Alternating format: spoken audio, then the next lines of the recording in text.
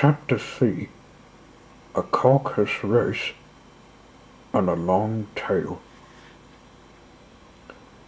They were indeed a queer-looking party that assembled on the bank, the birds with draggled feathers, the animals with their fur clinging close to them, and all dripping wet, cross, and uncomfortable.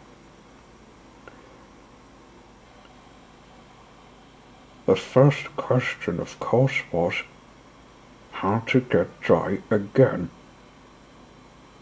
They had a consultation about this, and after a few minutes it seemed quite natural to Alice to find herself talking familiarly with them.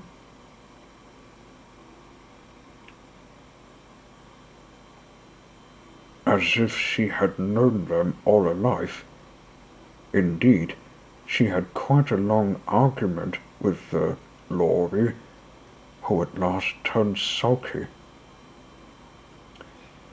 and would only say, "I'm older than you, and must know better." And this Alice would not allow, without knowing how old it was. And as the Laurie positively refused to tell its age, there was no more to be said. At last, the Mouse, who seemed to be a person of some authority among them, called out, "Sit down, all of you, and listen to me. I'll soon make you dry enough." They all sat down at once, in a large ring, with the Mouse in the middle. Alice kept her eyes anxiously fixed on it, for she felt sure she would catch a bad cold if she did not get dry very soon. said the Mouse, with an important air. "Are you all ready? This is the driest thing I know. Silence all round, if you please. William the Conqueror, whose cause was favoured by the Pope, was soon submitted to by the English, who wanted leaders, and had been of late much accustomed to usurpation and conquest. Edwin and Macaire, the Earls of Mercia and Northumbria." "Ugh," said the Laurie with a shiver. "I beg your pardon," said the Mouse, frowning, but very politely. "Did you speak?" "Not I," said the Laurie hastily. "I thought you did," said the Mouse. "I proceed. Edwin and Macaire, the Earls of Mercia and Northumbria, declared for him, and even Stigand, the patriotic Archbishop of Canterbury, found it advisable." "Found what?" said the Duck.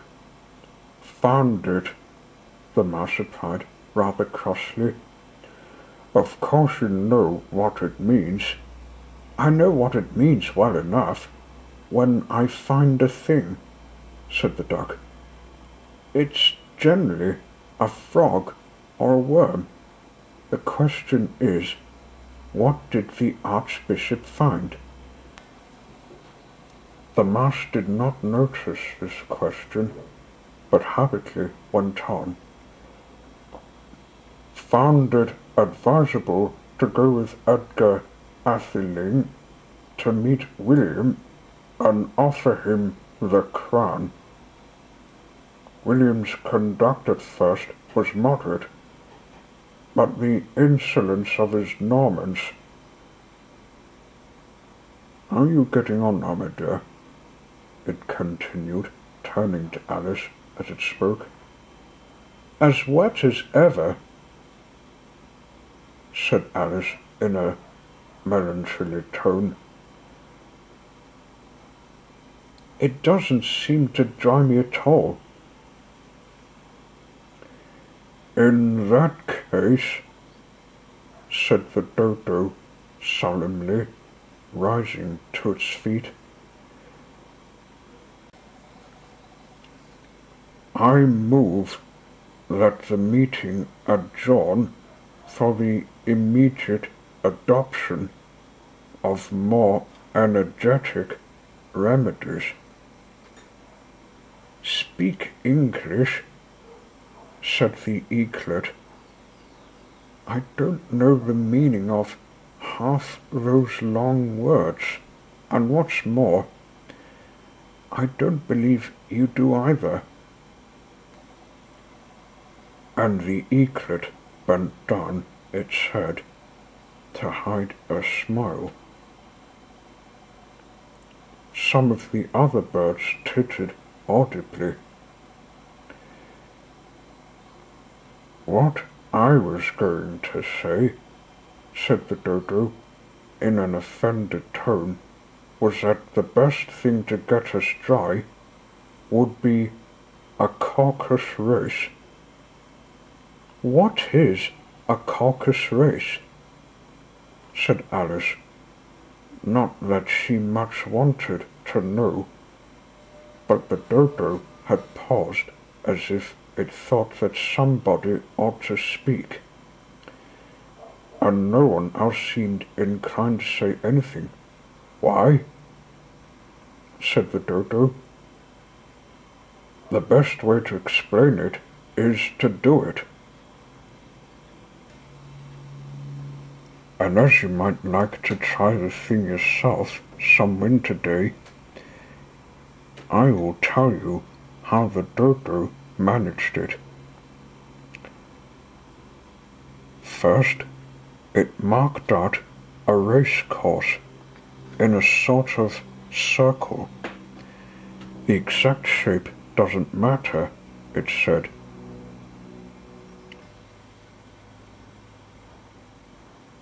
And then all the party were placed along the course, here and there. There was no 1, 2, 3, and away. But they began running when they liked, and left off when they liked, so that it was not easy to know when the race was over. However, when they had been running half an hour or so, and were quite dry again, the dodo suddenly called out, "The race is over!" And they all crowded round it, panting and asking, "But who has won?" And it stood for a long time with one finger pressed upon its forehead, the position in which you usually see Shakespeare in the pictures of him, while the rest waited in silence. At last the dodo said, "Everybody has won, and all must have prizes." "But who is to give the prizes?" quite a chorus of voices asked. "Why, she, of course," said the dodo, pointing to Alice with one finger, and the whole party at once crowded round her, calling out in a confused way, "Prizes, prizes!" Alice had no idea what to do, and in despair she put her hand in a pocket and pulled out a box of comfits. Luckily, the salt water had not gone into it, and handed them round as prizes. There was exactly one apiece all round. "But she must have a prize herself, you know," said the mouse. "Of course," the Dodo replied very gravely. "What else have you got in your pocket?" it went on, turning to Alice. "Only a thimble," said Alice sadly. "Hand it over here," said the Dodo. They all crowded round her once more, while the Dodo solemnly presented the thimble, saying, "We beg your acceptance of this elegant thimble." And when it had finished this short speech, they all cheered. Alice thought the whole thing very absurd, but they all looked so grave that she did not dare to laugh, and as she could not think of anything to say, she simply bowed and took the thimble, looking as solemn as she could. The next thing was to eat the comfits. This caused some noise and confusion, as the large birds complained that they could not taste theirs, and the small ones choked and had to be patted on the back. However, it was over at last, and they sat down again in a ring, and begged the mouse to tell them something more. "You promised to tell me your history, you know," said Alice, "and why it is you hate C and D," she added in a whisper.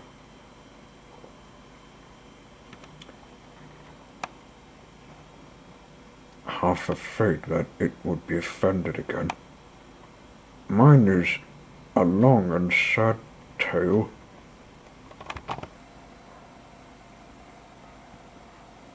"You promised to tell me your history, you know," said Alice, "and why is it you hate C and D?"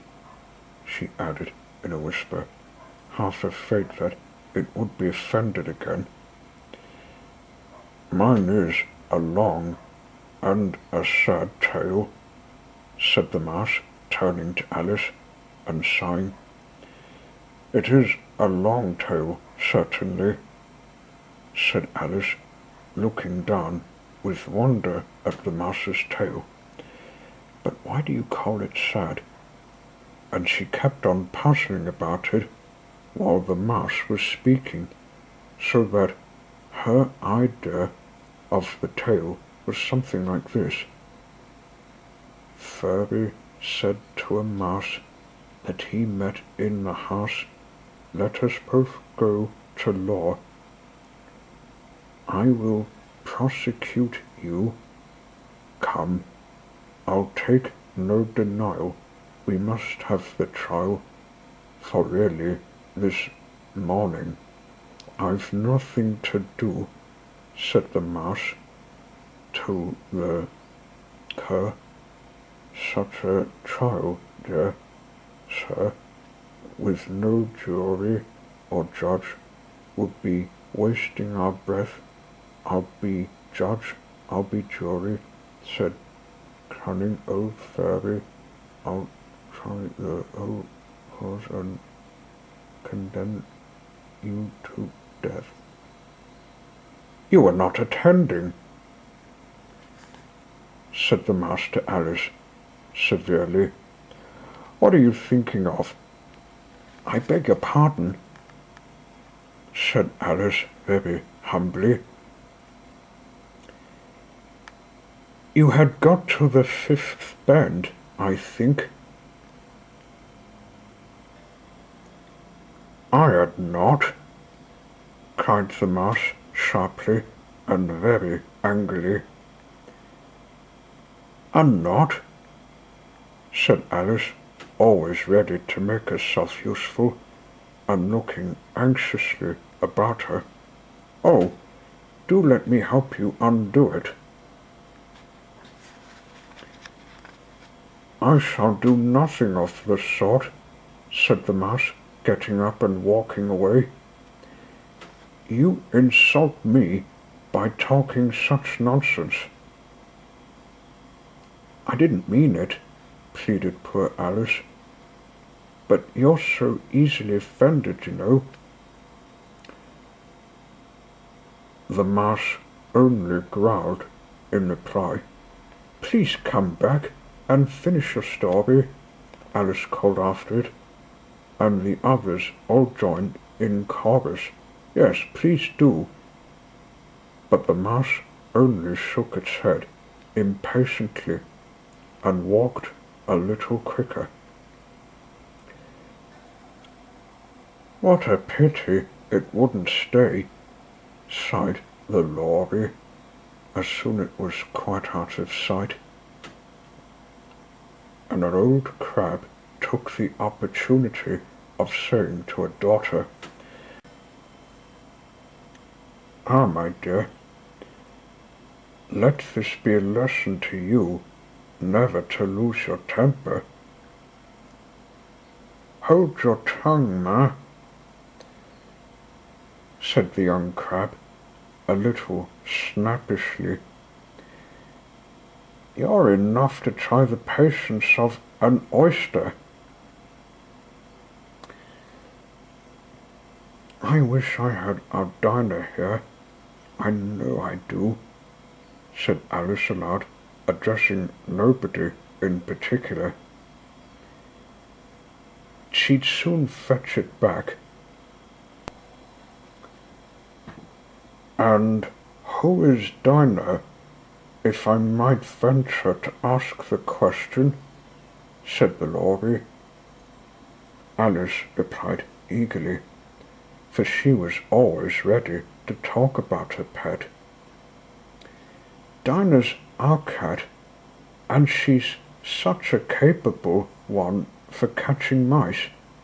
You can't think, and oh, I wish you could see her after the birds. Why, she'll eat a little bird as soon as look at it."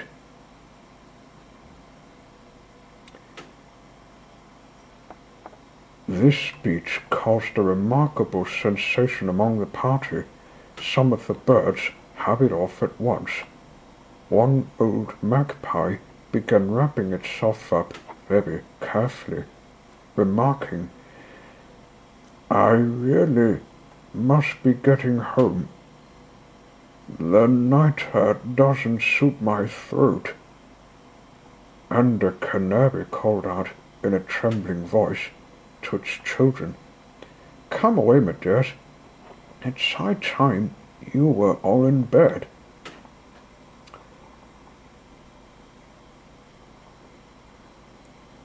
On various pretexts, they all moved off,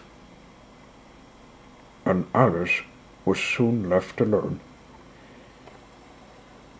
"I wish I hadn't mentioned Dinah," she said to herself in a melancholy tone.